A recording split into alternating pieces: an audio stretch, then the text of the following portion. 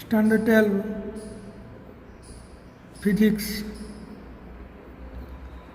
Chapter 5 આપણે last time ઉદાહરણ number 5.7 5.7 જોયેલું. હવે આપણે આજે નવો ટૉપિક જોઈશું, પૃથ્વીનું ચુંબકીય ક્ષેત્ર.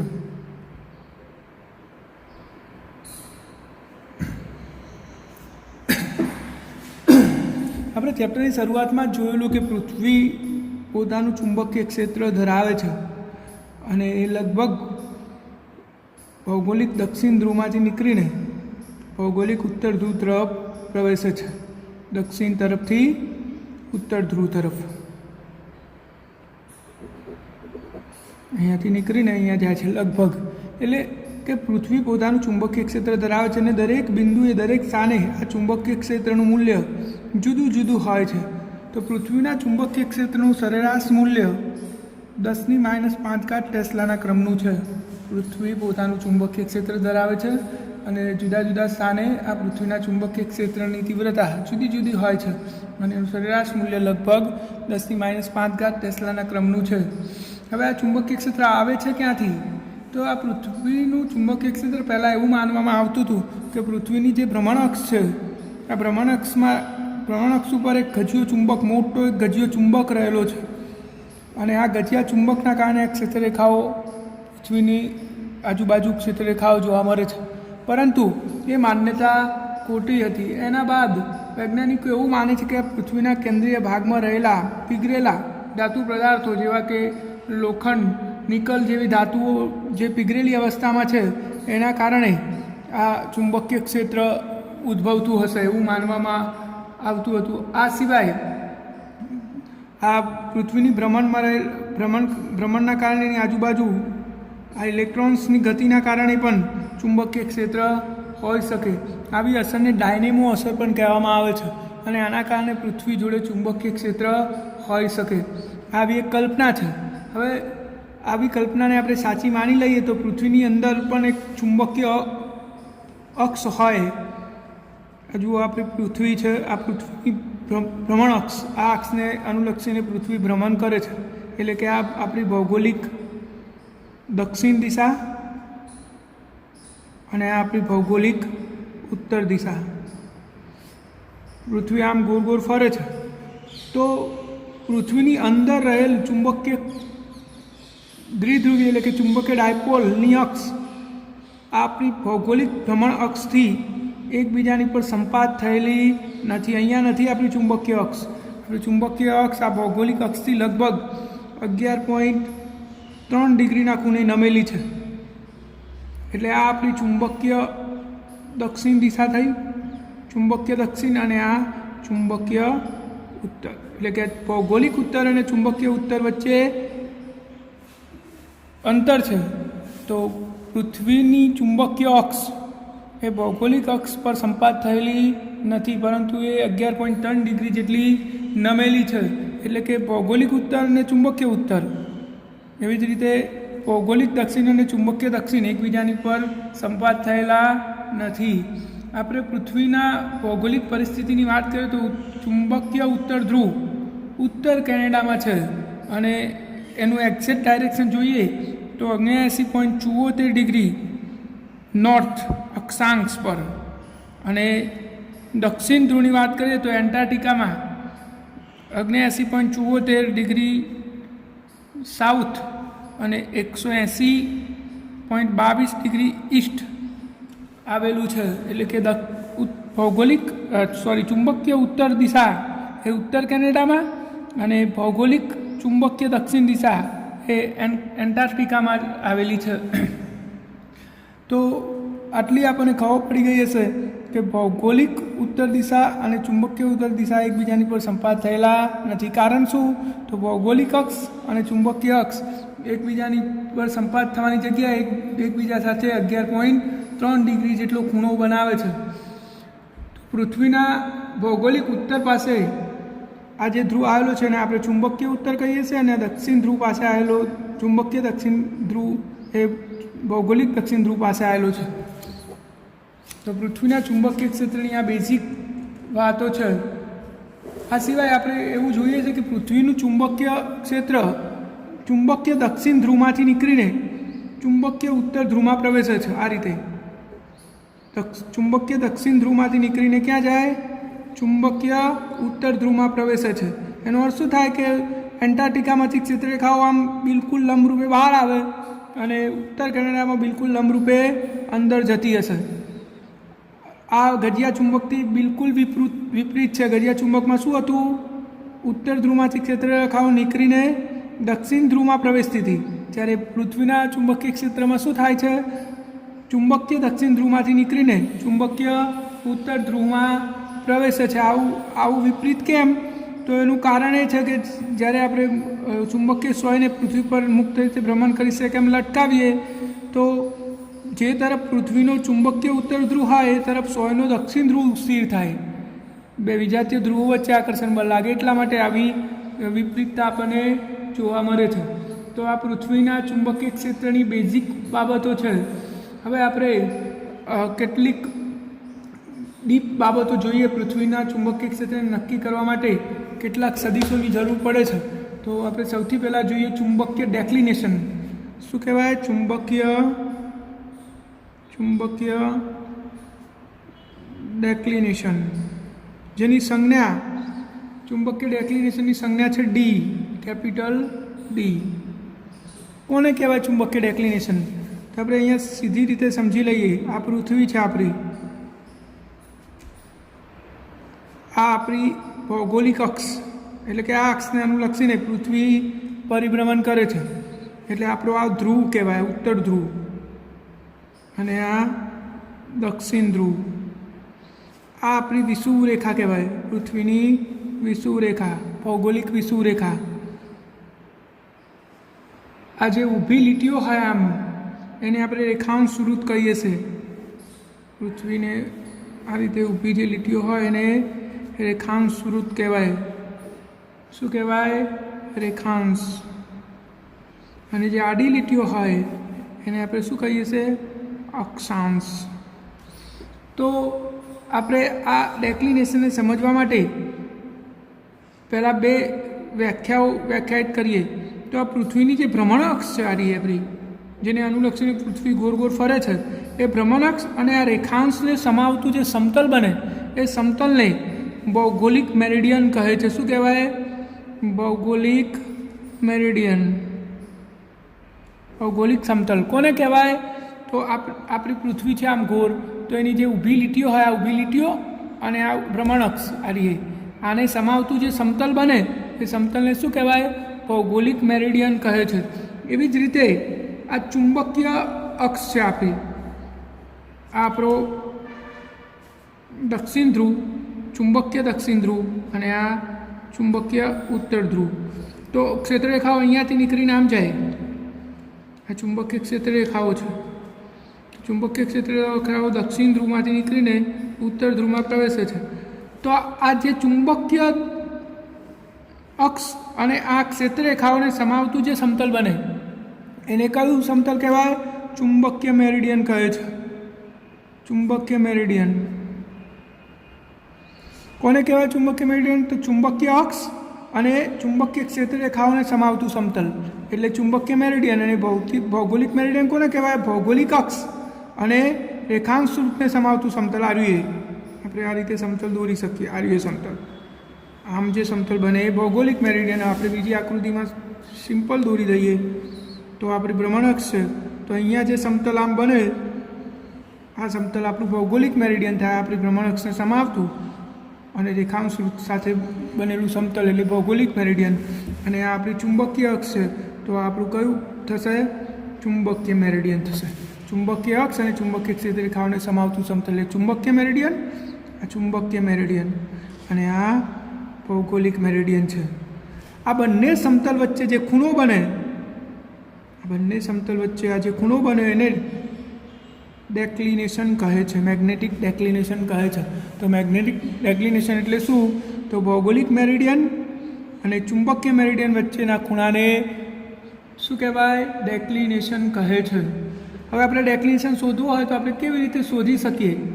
તો કોઈપણ સ્તર આગળ જઈને આપણે સોયને મુક્ત ભ્રમણ કરી શકીએ એમ ભ્રમણ કરવા દઈએ તો માન લો કે આ ભૌગોલિક ઉત્તર દિશા છે આપણી આ ભૌગોલિક ઉત્તર દિશા છે અને અહીંયા આપણે કોઈ સોયને મુક્ત રીતે ભ્રમણ કરવા માટે મૂકી દઈએ અને સોય આ રીતે સ્થિર થાય તો મતલબ શું થયો કે ચુંબકીય ઉત્તર અહીંયા હશે એટલે સોય આમ અને ચુંબકીય દક્ષિણ અહીંયા હશે એટલે સોય આમ સ્થિર થઈ તો આ ચુંબકીય ઉત્તર દિશા દર્શાવે છે અને આ સાચી ભૌગોલિક ઉત્તર દિશા આ બંને વચ્ચેનો જે ખૂણો આવે એને શું કહેવાય ડેક્લિનેશન એટલે ભૌગોલિક મેરિડિયન અને ચુંબકીય મેરિડિયન વચ્ચેનો ખૂણો ભારતની અંદર જો ભારત ક્યાં આવેલું છે આપણે સમજવું હોય તો ભારત એ અહીંયા આવેલું છે એટલે કે ચુંબકીય વિષુવવૃત્ત રેખા ઉપર આવેલું છે અહીંયા થાય પૃથ્વીની આપણે સિચ્યુએશન જોઈએ તો અહીંયા આપણું ભારત આવેલું છે એટલે કે ચુંબકીય વિષુવવૃત્ત રેખા ઉપર આવેલું છે આ ચુંબકીય વિષુવવૃત્ત રેખા ભારતની અંદર આપણા જે ભારતનું જે મુખ્ય ઇસરોનું સ્ટેશન છે ત્યાંથી પસાર થાય છે થુંબામાંથી પસાર થાય છે તો ભારત ભૌગોલિક નહીં ચુંબકીય વિષુવવૃત્ત રેખા પર આવેલું છે પરિણામે અહીંયા ડેક્લિનેશનની અસર ઓછી હોય છે તમે સમજો કે ડેક્લિનેશનની અસર ક્યાં વધતી જાય તો આપણે જેમ ધ્રુવ તરફ જઈએ એમ ડેક્લિનેશનની અસર વધતી જાય અને વિષુવવૃત્ત રેખા તરફ આવીએ એમ ડેક્લિનેશનની અસર ઘટતી જાય છે તો ભારતમાં ડેક્લિનેશનનું મૂલ્ય ખૂબ જ ઓછું છે એ મુંબઈમાં ડેક્લિનેશન માપીએ તો મુંબઈમાં ડેક્લિનેશન 0.58 કરા જેટલું છે અને દિલ્હીમાં આપણે ડેક્લિનેશન માપીએ તો 0.41 કરા જેટલું છે તો આ તો ખૂબ જ ઓછા ડેક્લિનેશન થયા એનો અર્થ શું થયો કે આપણે ભારતમાં ચુંબકીય સોયને મુક્ત ભ્રમણ કરવા દઈએ તો લગભગ સાચી ભૌગોલિક ઉત્તર દિશા તરફ જ સ્થિર થાય છે બહુ નાનો ખૂણો છે એટલે એને આપણે અવગણી શકીએ છીએ તો તમને ડેક્લિનેશનમાં ખબર પડી ગઈ હશે આવો જ પૃથ્વીના ચુંબકીય ક્ષેત્રને સમજવા માટે બીજો એક ઘટક લઈએ જેને નમન કોણ અથવા તો ડીપ એંગલ કહે છે જેની સંજ્ઞા આઈ છે એંગલ ઓફ ડીપ પણ કહેવાય ડીપ એંગલ કહેવાય નમન કોણ કહેવાય તો આ શું છે એને આપણે એક સિમ્પલ રીતે સમજી લઈએ પહેલાં તો આ આપણી પૃથ્વી આપણે હાલ ભૌગોલિક દિશા નહીં દર્શાવતા હવે ડાયરેક્ટ ચુંબકીય દિશા દર્શાવીશું તો આ ચુંબકીય દક્ષિણ ધ્રુવ અને આ ચુંબકીય ઉત્તર ધ્રુવ તો આપણી ચુંબકીય ક્ષેત્ર રેખાઓ દક્ષિણ ધ્રુવમાંથી નીકળીને ઉત્તર ધ્રુવમાં પ્રવેશે છે આ રીતે આ દક્ષિણ ધ્રુવમાંથી ચુંબકીય ક્ષેત્રો નીકળે અને આ ઉત્તર ધ્રુવમાં પ્રવેશે છે આ આપણા પૃથ્વીના ચુંબકીય ક્ષેત્રની સ્થિતિ છે તો ઇન્ક્લિનેશન આને ઇન્ક્લિનેશન પણ કહેવાય અથવા નમન કોણ અથવા ડીપ એંગલ પણ કહે છે તો આ ઇન્ક્લિનેશન શું છે તો પૃથ્વીની સમક્ષ સપાટીએ ચુંબકીય ક્ષેત્ર રેખા સાથે બનાવેલો ખૂણો એને નમન કોણ અથવા ડીપ ઓફ એંગલ કહે છે પૃથ્વીની સમક્ષ સપાટીએ આ ક્ષેત્ર રેખા સાથે બનાવેલો ખૂણો તો જો અહીંયા આપણી આ વિષુવવૃત્ત રેખા ચુંબકીય વિષુવવૃત્ત રેખા છે તો ચુંબકીય વિષુવવૃત્ત રેખા આગળ આ પૃથ્વીની સમક્ષ સપાટી અને આ ક્ષેત્ર રેખા બે એકબીજાને સમાંતર છે તો અહીંયા ખૂણો શું થયો ફાઈ શું થશે 0 તો અહીંયા ઇન્ક્લિનેશન આઈ શું થાય 0 એવી જ રીતે તમે ધ્રુવ પાસે જુઓ આ પૃથ્વીની સમક્ષ સપાટી અને આ ક્ષેત્ર રેખા આમ સીધી છે તો ખૂણો કેટલો થયો π/2 તો અહીંયા ઇન્ક્લિનેશન કેટલો થયો π/2 અહીંયા ધ્રુવ ઉપરના ધ્રુવ પાસે જુઓ આ આપણી સમક્ષ સપાટી અને આ ક્ષેત્ર રેખા ખૂણો કેટલો થયો π/2 તો બે ધ્રુવ પાસે ઇન્ક્લિનેશન π/2 છે અને વિષુવવૃત્ત રેખા આગળ ઇન્ક્લિનેશન 0 છે તો ઇન્ક્લિનેશન એટલે શું અથવા એંગલ ઓફ ડીપ એટલે શું તો પૃથ્વીની સમક્ષ સપાટી સાથે ક્ષેત્રરેખાએ બનાવેલો ખૂણો એને શું કહેવાય ઇન્ક્લિનેશન કહે છે અને ધ્રુવો પાસે બરાબર યાદ રાખજો ધ્રુવો પાસે નમન કોણ આઈ બરાબર શું થાય π/2 બંને ધ્રુવ પાસે અને વિષુવવૃત્ત રેખા પાસે નમન કોણ કેટલો થાય 0 થાય એટલે કે આપણે વિષુવવૃત્ત રેખાથી ધ્રુવ તરફ જઈએ એમ નમન કોણ વધતો જાય છે વધતા કેટલો થઈ જાય π/2 થઈ જાય છે હવે આપણે આને સમજવાનો પ્રયત્ન કરીએ તો માની લો કે આ કોઈ બિંદુ P છે આ આપણી ભૌગોલિક ઉત્તર દિશા આ ભૌગોલિક उत्तर दिशा है अपनी, अने आ अपनी चुंबकीय उत्तर दिशा है, एटले के अपनी समक्षितिज सपाटी शुं छे अपनी पृथ्वीनी समक्षितिज सपाटी। तो आ खूणा शुं कहेवाय आपणे हाल ज जोयुं, भौगोलिक उत्तर अने चुंबकीय उत्तर वच्चेना खूणाने डेक्लिनेशन कहेवाय। अहींया आपणुं चुंबकीय क्षेत्र छे, आ दिशामां पृथ्वीनुं चुंबकीय क्षेत्र जेने हूँ बी कही दऊं, आ दिशामां छे। तो आ अपनी चुंबकीय उत्तर એટલે કે આપણી સમક્ષિતિજ દિશા અને પૃથ્વીના ચુંબકીય ક્ષેત્ર વચ્ચેનો ખૂણો, ક્ષેત્રરેખા વચ્ચેના ખૂણાને આપણે શું કહીએ છીએ? ઇન્ક્લિનેશન આઈ કહેવાય। શું કહેવાય? ઇન્ક્લિનેશન આઈ। તો આ પૃથ્વીના ચુંબકીય ક્ષેત્ર સાથે આ ઈ ખૂણો બન્યો, તો આપણે આને BE cos I ઘટક કહી શકીએ, જેને પૃથ્વીના ચુંબકીય ક્ષેત્રનો સમક્ષિતિજ ઘટક HE કહે છે, હોરિઝોન્ટલ એલિમેન્ટ એટલે HE, અને એના લંબ ઘટકને એટલે કે આ BE sin I થાય, જેને વર્ટિકલ ઘટક ZE કહે છે। આ કયો ઘટક થયો? હોરિઝોન્ટલ ઘટક, અને આ વર્ટિકલ ઘટક આપણું આ પૃથ્વીનું ચુંબકીય ક્ષેત્ર છે। તો અહીંયા આપણે બધા ખૂણા દર્શાવી દીધા છે। જો આ ડેક્લિનેશન, આ ઇન્ક્લિનેશન। હવે આપણે જોવું હોય તો ZE બરાબર શું થશે? ZE બરાબર BE sin I, અને HE બરાબર શું થાય? BE cos I।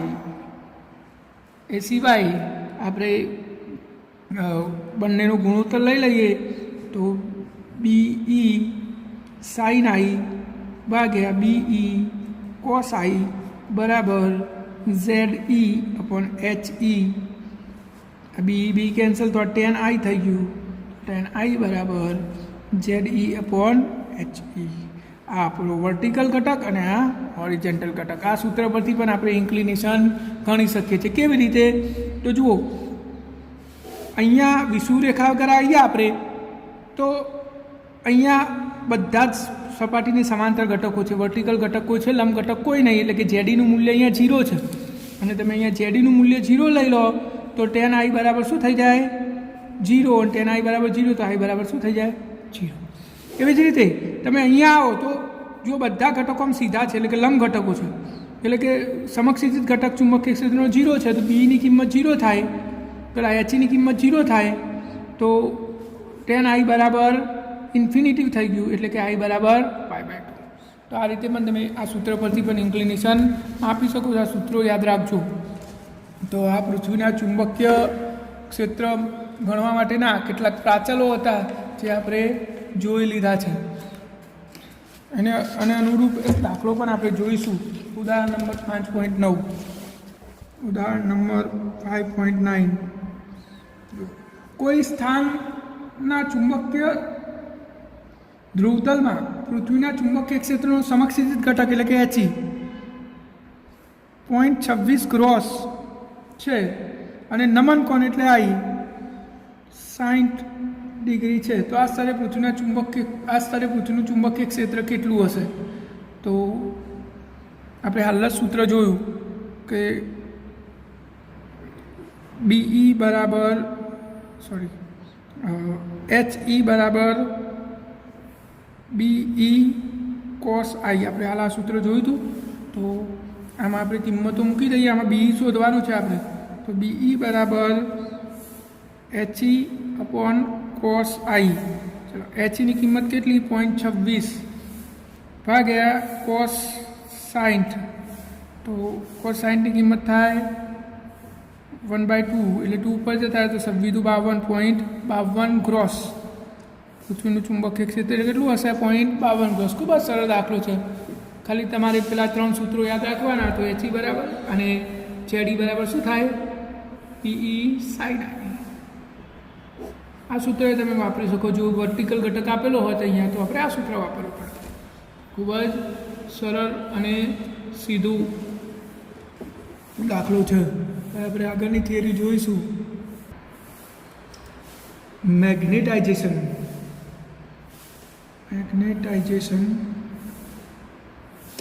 અને મેગ્નેટિક તીવ્રતા।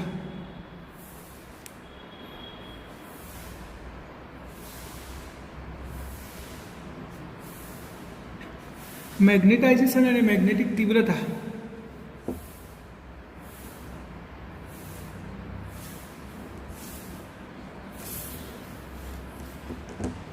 તો આપણે આ સમજવા માટે પહેલાં પરમાણુની સ્થિતિને સમજીએ. તો આ આપણું ન્યુક્લિયસ, અને ન્યુક્લિયસની આજુબાજુ ઇલેક્ટ્રોન્સ પરિભ્રમણ કરતા હોય છે. જુદી જુદી કક્ષાઓમાં ઇલેક્ટ્રોન પરિભ્રમણ કરતા હોય છે. તો આ ઇલેક્ટ્રોનની આ કક્ષીય ગતિના કારણે ઇલેક્ટ્રોન આમ ગોળ ગોળ ફરતા હોય આ કક્ષામાં, તો આ કક્ષીય ગતિ કહેવાય. અને કક્ષીય ગતિના કારણે એમની જોડે ચુંબકીય ચાક માત્રા હોય છે. તો બધા ઇલેક્ટ્રોન જોડે આવી કક્ષીય ચાક માત્રા હોય. આપણે શોધી પણ છે કક્ષીય ડાયપોલ મુવમેન્ટ, તો ચોથા ચેપ્ટરમાં. તો દરેક ઇલેક્ટ્રોન જોડે આવી કક્ષીય ડાયપોલ મુવમેન્ટ હોય છે.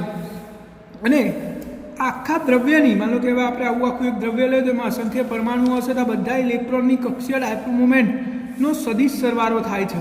એટલે કે કોઈ કક્ષીય ડાયપોલ મુવમેન્ટ આ દિશામાં હોય, કોઈ આ દિશામાં, તો બેનો સરવાળો 0 થઈ જાય. કોઈ વળી ત્રીજી આ દિશામાં હોય તો આ ત્રણનો સરવાળો 0 ના થાય, કંઈક ડાયપોલ મુવમેન્ટ બચી જાય. તો કોઈપણ દ્રવ્યની કુલ ડાયપોલ મુવમેન્ટ એ આ બધી જ કક્ષીય ડાયપોલ મુવમેન્ટના સદિશ સરવાળા સ્વરૂપે આપણને જોવા મળે છે. એવું પણ બની શકે કે બધી જ કક્ષીય ડાયપોલ મુવમેન્ટનો સદિશ સરવાળો 0 થઈ જાય. અને આ 0 થઈ જાય એવા તત્વોને આપણે ડાયોમેગ્નેટિક પદાર્થો કહીશું. યાદ રાખ્યું તો પાછળ આપણે એ ભણવાનું છે. તો આ કક્ષીય ગતિના કારણે ઇલેક્ટ્રોન જોડે કક્ષીય ડાયપોલ મુવમેન્ટ હોય, અને જુદી જુદી કક્ષીય ડાયપોલ મુવમેન્ટનો આપણે સદિશ સરવાળો કરીએ તો આપણને કુલ ડાયપોલ મુવમેન્ટ મળી જાય છે. એટલે કે કોઈપણ તત્વની કુલ ડાયપોલ મુવમેન્ટ કોના કારણે હોય? તેમની કક્ષીય ડાયપોલ મુવમેન્ટોના સદિશ સરવાળાના કારણે હોય છે. તો માની લો કે કોઈ દ્રવ્યની કુલ કક્ષીય ડાયપોલ મુવમેન્ટ એમ છે, તો આ કુલ કક્ષીય ડાયપોલ મુવમેન્ટને તમે એકમ કદ દીઠ ગણો તો આને એ તત્વનું આ કુલ એ તત્વનું મેગ્નેટાઇઝેશન કહે છે, જેને આપણે એમ વડે દર્શાવીશું. તત્વની કુલ ડાયપોલ મુવમેન્ટ એકમ કદ દીઠ ગણવામાં આવે તો એને શું કહેવાય?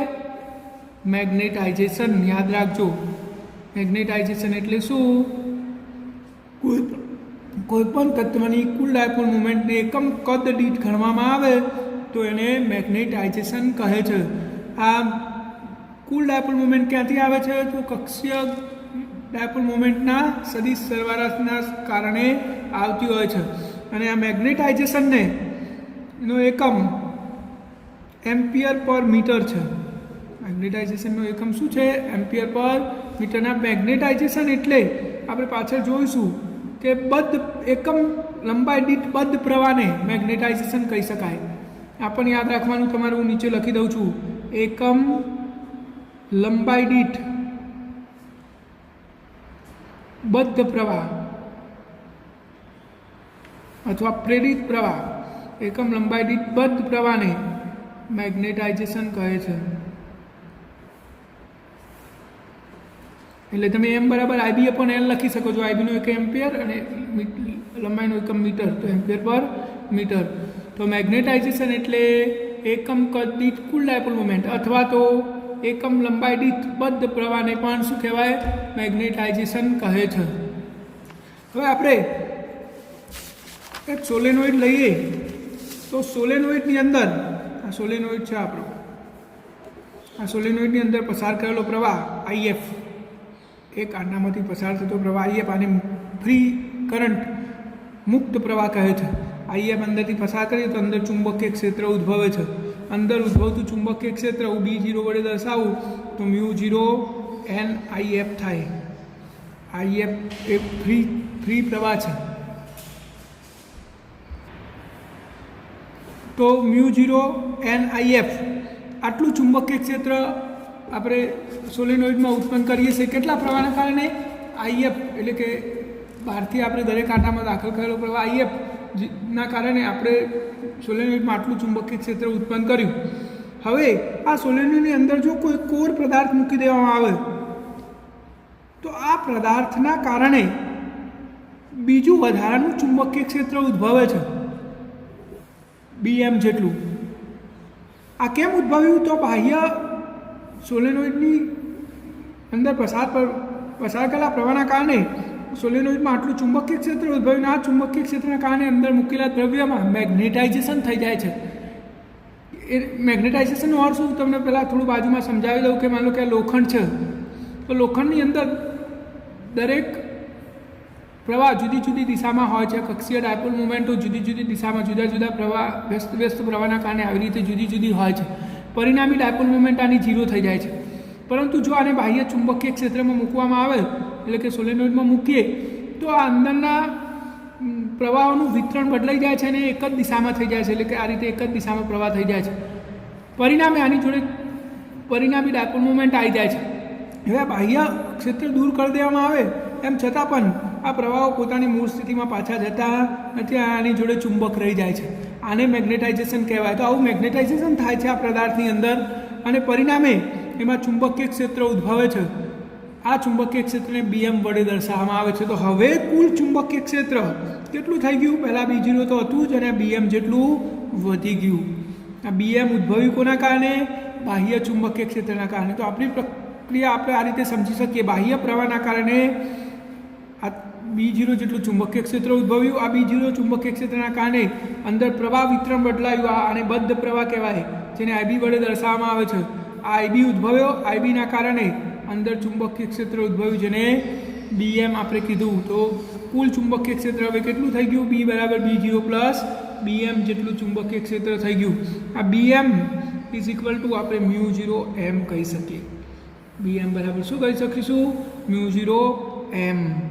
અને આ M એ મેગ્નેટાઇઝેશન છે. શું છે? મેગ્નેટાઇઝેશન. તો એવી જ રીતે આપણે B0 બરાબર શું લખી શકીએ? તો μ0H લખી શકીએ. જ્યાં આ મેગ્નેટાઇઝેશન છે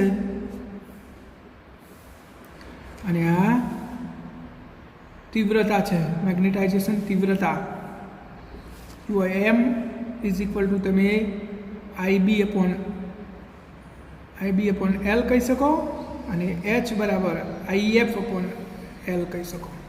એટલે કે એકમ લંબાઈ દીઠ જે આ બદ્ધ પ્રવાહ ઉદ્ભવ્યો એને મેગ્નેટાઇઝેશન કહેવાય અને એકમ લંબાઈ દીઠ જે આપણો મુક્ત પ્રવાહ છે એને મેગ્નેટાઇઝેશન તીવ્રતા કહે છે. તો M બરાબર IB અપોન L થાય. આનો એકમ એમ્પિયર પર મીટર અને આનો એકમ એમ્પિયર પર મીટર. આ બંને સદિશ રાશિઓ છે. તો આપણે હવે આ બંને કિંમતો આમાં મૂકી દઈએ તો B બરાબર μ0M પ્લસ μ0H. ત્યારબાદ B is equal to μ0 common કાઢ દો તો M પ્લસ H. અથવા તો તમે અહીંયા Hને સૂત્ર કરતાં બનાવવા માગતા હોય તો μ0H બરાબર B માઇનસ μ0M. તો H બરાબર B અપોન μ0 માઇનસ M. આવું પણ તમે લખી શકો છો. યાદ રાખજો, H એ મેગ્નેટાઇઝેશન તીવ્રતા છે જે બદ્ધ પ્રવાહના કારણે હોય, ફ્રી પ્રવાહના મુક્ત પ્રવાહના કારણે હોય, અને મેગ્નેટાઇઝેશન એ બદ્ધ પ્રવાહના કારણે હોય છે. આ મુક્ત પ્રવાહ એટલે આપણે દાખલ કરેલો અને આ બદ્ધ પ્રવાહ એટલે અંદર ઉદ્ભવેલો. આ બંને વચ્ચે આ ડિફરન્ટ છે. હવે આ મેગ્નેટાઇઝેશન એ મેગ્નેટિક તીવ્રતાના સમપ્રમાણમાં હોય છે. ત્યારબાદ magnetisation is equal to chi H. આ ઝાય E છે. ઝાય E કહેવાય આને. આ ઝાય E એ મેગ્નેટિક સસેપ્સિબિલિટી છે. શું છે? આ ઝાયને આપણે શું કહીશું? Magnetic susceptibility. ઇલેક્ટ્રિક સસેપ્સિબિલિટી જોઈ હતી આપણે ઝાય E. આને ઝાય M પણ કહેવામાં આવે છે. મેગ્નેટિક સસેપ્ટિબિલિટી કોની પર આધાર રાખે છે? તો દ્રવ્યની જાત અને તાપમાન. આ બંને ઉપર આધાર રાખે છે. એને એકમ હોતો નથી, એકમ રહિત છે. એકમ રહિત જ થાય ને. જુઓ X બરાબર M અપોન H. તો એમનો એકમ એમ્પિયર પર મીટર અને આનો એકમ એમ્પિયર પર મીટર. તો આનો એક્સનો એકમ હોય નહીં. તો અહીંયા M બરાબર ઝાય H. હવે આપણે આ કિંમત ઉપરના સૂત્રમાં મૂકી દઈએ તો B બરાબર μ0M પ્લસ Hમાં મૂકી દઈએ તો μ0Mની જગ્યાએ ઝાય H પ્લસ H. તો H કોમન નીકળી જશે તો μ0 1 પ્લસ ઝાય H. તો આ 1 પ્લસ ઝાયને μr પણ કહેવાય. તો μ0 μr H. આ μr શું થયું? સાપેક્ષ પરમિએબિલિટી. સાપેક્ષ પરમિએબિલિટી. અને μr બરાબર શું થાય? તો μ અપોન μ0. જેવી રીતે સાપેક્ષ પરમિટિવિટી હતી એપ્સાઇલન અપોન એપ્સાઇલન 0, એ રીતે સાપેક્ષ પરમિએબિલિટી μ અપોન μ0. અને એની જગ્યાએ શું લખી શકાય? μr. તો આ 1 plus chi is equal to mu R થાય, યાદ રાખજો. તો આ ચાઈ એ દ્રવ્યના ગુણધર્મો નક્કી કરવામાં ખૂબ જ અગત્યનું પરિબળ છે. આ ચાઈનું મૂલ્ય જો નાનું અને ધન હોય, નાનું અને ધન, તો પદાર્થ પેરામેગ્નેટિક પદાર્થ કહેવાય. જો નાનું અને ઋણ હોય તો ડાયોમેગ્નેટિક પદાર્થ. અને ખૂબ જ મોટું હોય, ધન અને મોટું, તો ફેરોમેગ્નેટિક પદાર્થ કહેવાય. તો આ બધું તમારે યાદ રાખવાનું એમસીક્યુ માટે. ડાયોમેગ્નેટિક પદાર્થમાં એક્સનું મૂલ્ય ઋણ હોય, પેરામેગ્નેટિકમાં ધન હોય અને ફેરોમેગ્નેટિકમાં ખૂબ જ મોટું મૂલ્ય હોય છે. ડાયોમેગ્નેટિક પદાર્થની અંદર એમ અને એક્સ, એમ અને એચ એકબીજાની વિરુદ્ધ હોય છે. આ પણ તમારે યાદ રાખવાનું. તો આ આપણું મેગ્નેટાઇઝેશન અને મેગ્નેટાઇઝેશન તીવ્રતાની સમજ હતી. હવે આપણે આગળ જોઈએ દ્રવ્યોના ચુંબકીય ગુણધર્મો. આગળની થિયરી છે દ્રવ્યોના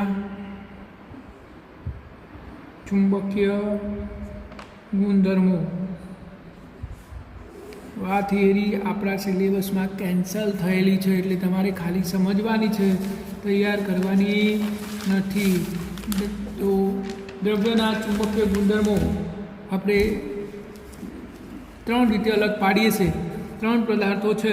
એક છે ડાયોમેગ્નેટિક પદાર્થો,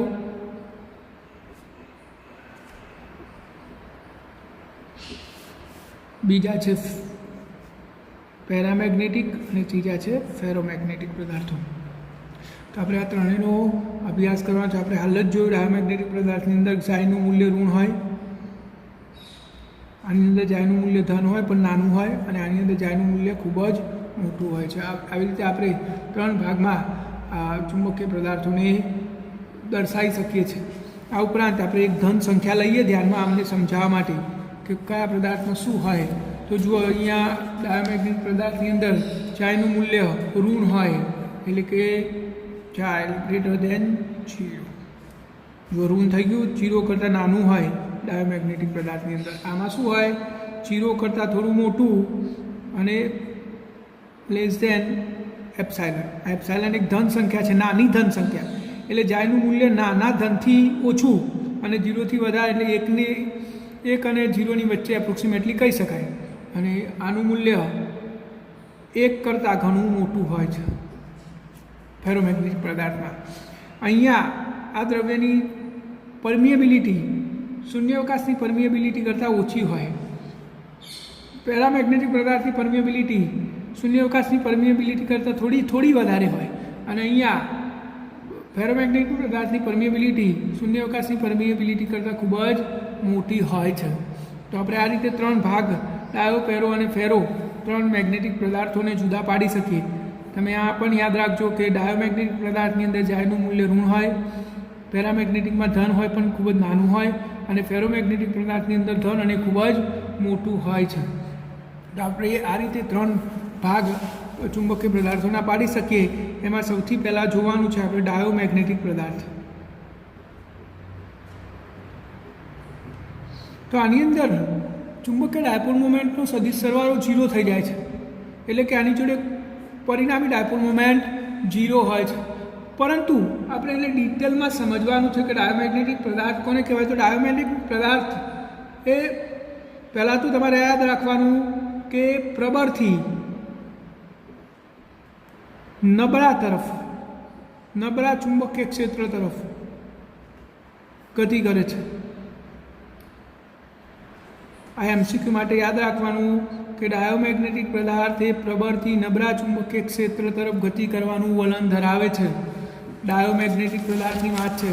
પેલા બે જે ખરા પેરા અને ફેરોમેગ્નેટિક એ નબળા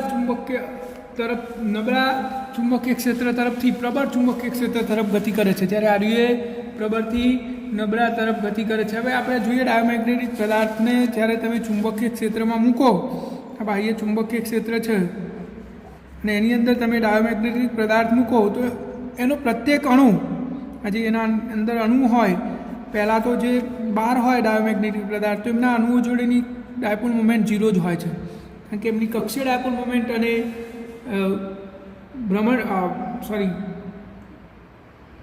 કક્ષીય ડાયપોલ મોમેન્ટ અને સ્પિન ડાયપોલ મોમેન્ટ પરસ્પર એવી રીતે ગોઠવાયેલા હોય છે કે દરેક અણુની ડાયપોલ મોમેન્ટ 0 થઈ જાય છે, કોઈ અણુ જોડે ડાયપોલ મોમેન્ટ હોતી જ નહીં, એટલે દ્રવ્યની કુલ ડાયપોલ મોમેન્ટ શું થઈ જાય? 0 થઈ જાય છે. આવા પદાર્થને ડાયોમેગ્નેટિક પદાર્થ કહેવાય.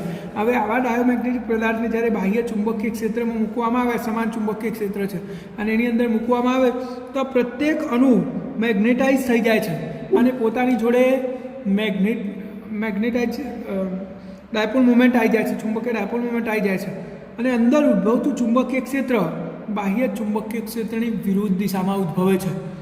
આ પદાર્થ બહાર હતો ત્યારે તો બિલકુલ મેગ્નેટ નહોતું, જ્યારે બાહ્ય ચુંબકીય ક્ષેત્રમાં મૂકેલી પ્રત્યેક અણુ મેગ્નેટાઇઝેશન થયું અને દરેક જોડે ડાયપોલ મોમેન્ટ આવી જઈ, અંદર ચુંબકીય ક્ષેત્ર ઉદ્ભવ્યું. આ ચુંબકીય ક્ષેત્ર બાહ્ય ચુંબકીય ક્ષેત્રની વિરુદ્ધ દિશામાં આવે છે, પરિણામે આ ક્ષેત્ર રેખાઓને અપાકર્ષે છે અને બહાર તરફ ધકેલી દે છે, એટલે કે અંદરનું ચુંબકીય ક્ષેત્ર ઘટે છે.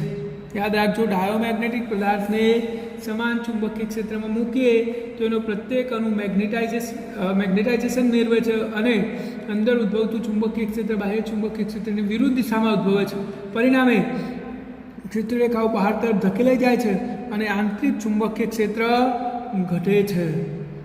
આ આપણે યાદ રાખવાનું છે ડાયોમેગ્નેટિક પદાર્થમાં. આવા ડાયોમેગ્નેટિક પદાર્થો કયા છે? તો બિસ્મથ છે, કોપર છે, લેડ છે, સિલિકોન છે, નાઇટ્રોજન છે, પાણી છે, સોડિયમ ક્લોરાઇડ છે. આ બધા પદાર્થો ડાયોમેગ્નેટિક પદાર્થના ઉદાહરણો છે.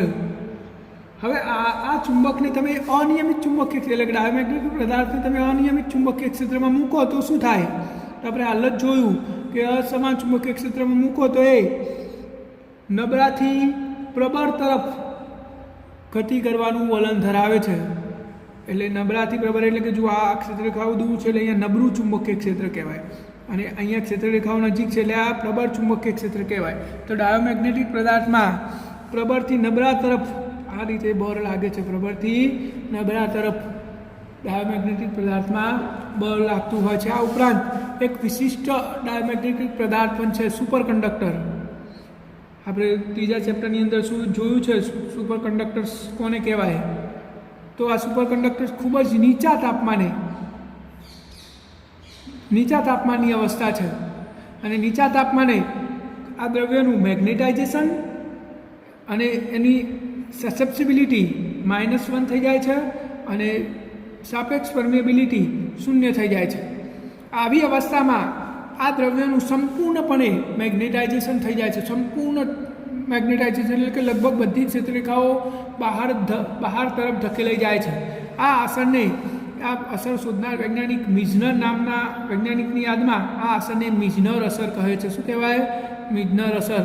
એટલે કે સુપર કંડક્ટર જ્યારે બાહ્ય ક્ષેત્રની અસર હેઠળ આવે ત્યારે એનું સંપૂર્ણ સંતૃપ્ત મેગ્નેટાઇઝેશન થઈ જાય છે, બધી ક્ષેત્રરેખાઓ બહાર તરફ ધકેલાઈ જાય છે, પરિણામે આ અસરને મિઝનર અસર કહે છે. અને આનો ઉપયોગ શું છે? તો બે પાટા ઉપર મેગ્નેટિક અસરના કારણે ઉપર દોડતી ટ્રેનો, ખૂબ જ ઝડપથી દોડતી ટ્રેનો, જેને આપણે મેગ્લેવ ટ્રેન કહીએ છીએ, આવી ટ્રેનોની અંદર આ મિઝનર અસરનો ઉપયોગ કરવામાં આવે છે. એટલે કે પાટાને અડે નહીં, પાટાથી થોડી ઉપર રહીને ખૂબ જ સ્પીડમાં દોડતી ટ્રેનોમાં આ મિઝનર અસરનો ઉપયોગ કરવામાં આવે છે.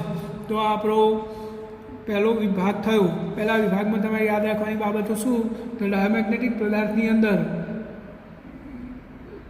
અનિયમિત ચુંબકીય ક્ષેત્રમાં ડાયોમેગ્નેટિક પદાર્થથી નબળા તરફ બળ લગાડે છે અને સમાન ચુંબકીય ક્ષેત્રમાં અંદર ઉદ્ભવતું ચુંબકીય ક્ષેત્ર બાહ્ય ચુંબકીય ક્ષેત્રની વિરુદ્ધ દિશામાં હોવાથી આંતરિક ચુંબકીય ક્ષેત્રમાં ઘટાડો થાય છે. અને કયા કયા તત્વો છે? જો કે પરીક્ષામાં પૂછાય નહીં, કારણ કે સિલેબસમાંથી નીકળી ગયું છે, પણ આપણે યાદ રાખવાનું. હવે બીજો પદાર્થ છે પેરામેગ્નેટિક પદાર્થો. જો પેરામેગ્નેટિક પદાર્થોમાં શું હોય? તો પેરામેગ્નેટિક પદાર્થની અંદર પ્રત્યેક અણુ જોડે ડાયપોલ મુમેન્ટ હોય છે. પહેલેથી જ ડાયપોલ મુમેન્ટ હોય દરેક અણુ જોડે, ચુંબકીય ડાયપોલ મુમેન્ટ હોય છે. પેલામાં તો હતી જ નહીં ડાયોમેગ્નેટિકમાં. પેરામેગ્નેટિકમાં તો હોય, પરંતુ આ ડાયપોલ મુમેન્ટ પરસ્પર અસ્તવ્યસ્ત હોય છે. પરિણામી ડાયપોલ મોમેન્ટ 0 થઈ જાય છે. પહેલાં શું હતું, ડાયોમેગ્નેટિકમાં તો હતી જ નહીં, કોઈના જોડે ડાયપોલ મોમેન્ટ નથી, પણ આમાં તો છે, પરંતુ અસ્વસ્થ ગોઠવાયેલી છે, એટલે પરિણામ શું થઈ જાય છે, 0. આવા પદાર્થને પેરામેગ્નેટિક પદાર્થો કહે છે. હવે આ પેરામેગ્નેટિક પદાર્થને જ્યારે તમે બાહ્ય ચુંબકીય ક્ષેત્રમાં મૂકો, આપણે બાહ્ય ચુંબકીય ક્ષેત્ર સમાન ચુંબકીય ક્ષેત્રમાં મૂક્યું, તો આ બધી ડાયપોલ ચુંબકીય ક્ષેત્રને સમાંતર ગોઠવવાનો પ્રયત્ન કરે છે.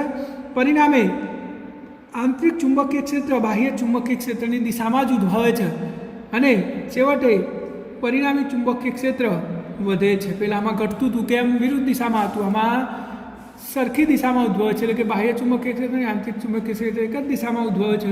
પરિણામે બાહ્ય ચુંબકીય ક્ષેત્રના કારણે આંતરિક ચુંબકીય ક્ષેત્રમાં વધારો થાય છે. પહેલાંમાં ઘટાડો થતો હતો.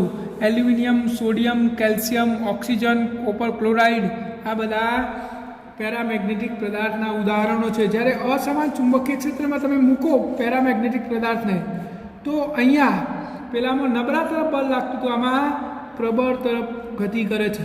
પરિણામી બળ પ્રબળ તરફ લાગે એટલે કે પેરામેગ્નેટિક પદાર્થ એ પ્રબળ ચુંબકીય ક્ષેત્ર તરફ ગતિ કરે છે. અને એવું જાણવા મળ્યું છે પ્રયોગો પરથી, ક્યુરી નામના વૈજ્ઞાનિકે આની શોધ કરી હતી, એટલે એને કીધું કે કોઈપણ પેરામેગ્નેટિક પદાર્થનું મેગ્નેટાઇઝેશન એ બાહ્ય ચુંબકીય ક્ષેત્રના સમપ્રમાણમાં અને નિરપેક્ષ તાપમાનના વ્યસ્ત પ્રમાણમાં હોય છે, એટલે કે એમ ચલે છે B0T, therefore M is equal two CB0T. આ સીને ક્યુરી અચળાંક કહે છે. એટલે કે આપણે જો ચુંબકીય ક્ષેત્ર વધારતા જઈએ અને તાપમાન ઘટાડતા જઈએ તો પદાર્થ ઝડપથી મેગ્નેટાઇઝેશન થાય છે અને સંતૃપ્ત મેગ્નેટાઇઝેશન થઈ જાય છે. શું થઈ જાય, એનું સંપૂર્ણપણે મેગ્નેટાઇઝેશન થઈ જાય છે. અને સંપૂર્ણપણે મેગ્નેટાઇઝેશન થયા પછી ક્યુરીના નિયમનું પાલન થતું નથી. ક્યાર સુધી ક્યુરીનો નિયમ પરાય, જ્યારથી સંતૃપ્ત મેગ્નેટાઇઝેશન થાય ત્યાર સુધી. અને સંતૃપ્ત મેગ્નેટાઇઝેશન કોને કહેવાય, તો આ જે બધી ડાયપોલ અસ્વસ્થ હતી એ સંપૂર્ણપણે ચુંબકીય ક્ષેત્રને સમાંતર થઈ જાય, બાહ્ય ચુંબકીય ક્ષેત્રને સમાંતર થઈ જાય અને સંતૃપ્ત મેગ્નેટાઇઝેશન કહેવાય. અને સંતૃપ્ત મેગ્નેટાઇઝેશન કરવા માટે શું કરવું પડે, B0નું મૂલ્ય વધારવું પડે ને T0નું મૂલ્ય અને Tનું મૂલ્ય ઘટાડવું પડે. અને આવું સંતૃપ્ત મેગ્નેટાઇઝેશન થયા પછી ક્યુરીનો નિયમ લાગુ પડતો નથી. તો આમાં તમારે શું યાદ રાખવાનું, તો આમાં જુઓ, સમાન ચુંબકીય ક્ષેત્રમાં તમે પેરામેગ્નેટિક પદાર્થને મૂકો તો અંદર ઉદ્ભવતું ચુંબકીય ક્ષેત્ર બાહ્ય ચુંબકીય ક્ષેત્રની દિશામાં જ હોય છે, એટલે ચુંબકીય ક્ષેત્ર વધે છે. અને અસમાન ચુંબકીય ક્ષેત્રમાં મૂકો તો શું થાય, પ્રબળ તરફ પરિણામી બળ લાગે છે, એટલે એ પ્રબળ તરફ ગતિ કરવા માટે પ્રેરાય છે. અને ક્યુરીનો નિયમ શું છે, M is equal two CB0T.